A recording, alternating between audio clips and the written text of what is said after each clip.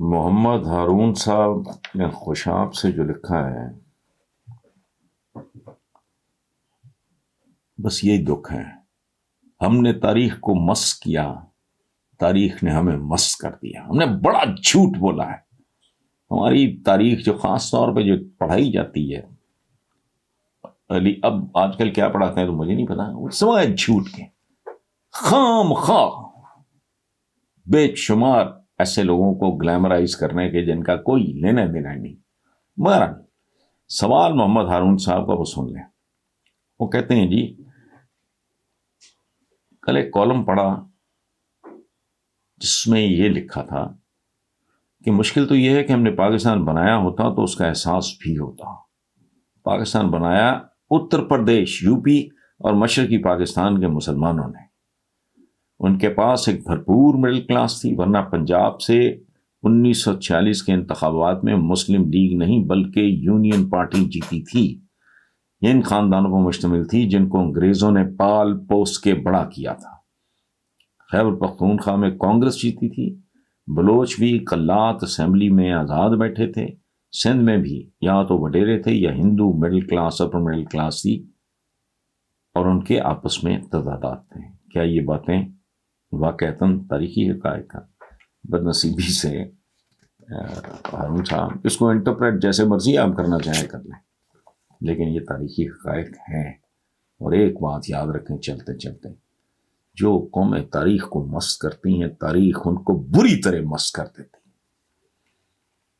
آپ کے پاس اگر فیکٹ شیٹ ہی نہیں ہے، آپ تو پھر للے تللے مارو گے نا. پھر میں بیٹھ کے کوئی شاعر لکھ رہا ہے ہم زندہ قوم ہیں. زندہ قومیں ایسی ہوتی ہیں کہ اپنی اس کو دیکھیں. وہ یہ جو قطر میں نہیں ہوا، یہ فٹ بال شوٹ بال جیپنیز صاف کر رہے تھے گراؤنڈ، پرچم بھی گرے ہوئے تھے، گند بلا بھی پڑا تھا گراؤنڈ میں. ان کا کوئی لینا دینا نہیں تھا، تماشائی تھے. لیکن ہم تماشائی گند ڈالنے والے ہیں، تماشائی ہیں. وہ تماشائی فرق ہے. Thank you. اچھا، اکثریت ایسی فضول لغو، یہی تو ان کا شغل ہے، یہی تو ان کا انٹرٹینمنٹ ہے. ان کی زندگیوں میں ہے کیا عام آدمی کی؟ اچھا، شروع میں آپ کا ایک جملہ ہے کہ سوشل میڈیا کا جتنا غلط استعمال پاکستانیوں نے کیا، آپ ٹھیک کہتے ہیں.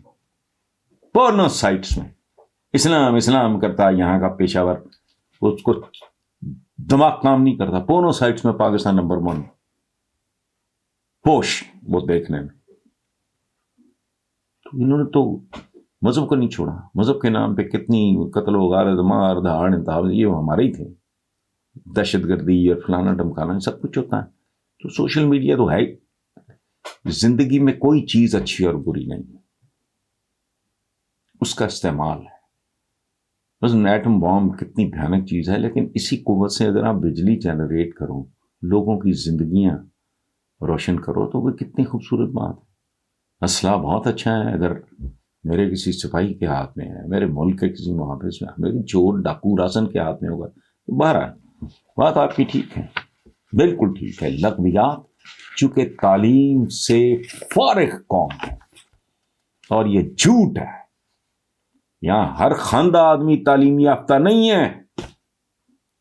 یہ تو اتنے بڑے فراڈی ہیں اس ملک کے حکمران کے، جو دستخط کر لے وہ بھی جی خاندہ ہے. واہ ہے. رنگیلا تھا ہمارا ایک ایکٹر، بڑا پاپولر کامیڈین تھا. جاتے جاتے سنے، اس سے کوئی 500 روپیہ مانگتا تھا تو اس کو نا مرگی پڑ جاتی تھی. مطلب ایک تھا بہت ہی ہمبل بیک گراؤنڈ. 50,000 کا چیک وہ سائن کر دیتا تھا بڑے شوق سے، اور اس کو آتا ہی ککھ نہیں تھا. وہ اپنے صرف سگنیچر اس نے پکائے ہوئے تھے. تو یہاں جو لیول، ایک تو ہے نا کہ جی فلانا مڈل ہے، میٹرک ہے، ایف اے ہے، بی اے ہے، ایم اے ہے. نو، کوئی بنیادی تمیز نہیں ہے. کبھی غور کریں آپ، 80 to 90% لوگ کھانے کی میز پہ آپ بلائیں 80% لوگ ہاتھ ہی نہیں دھوتے. 90% لوگ کھانے کے بعد بھی نہیں دھوتے، ٹشو اٹھا کے سمجھتے ہیں کہ رگڑ لیا. یہ لمبی کہانی ہے. یہ پنکچویلٹی. اچھا، نماز پنکچویلٹی سکھاتی ہے وہاں ٹھیک ہے، باقی غلط ہے. پوری زندگی میں کوئی بندہ پریکٹس ہی نہیں کرتا اچھے سے اچھا بندہ. بابا قوم قائد اعظم محمد علی جناح طالب علم 2 منٹ لیٹ ہوئے، انہوں نے کہا بھگاؤ ان کو. مطلب انہوں نے مہذب طریقے سے کہا ہوگا، میں اپنے طریقے سے کہا ککھ بھی نہیں ہے پلے.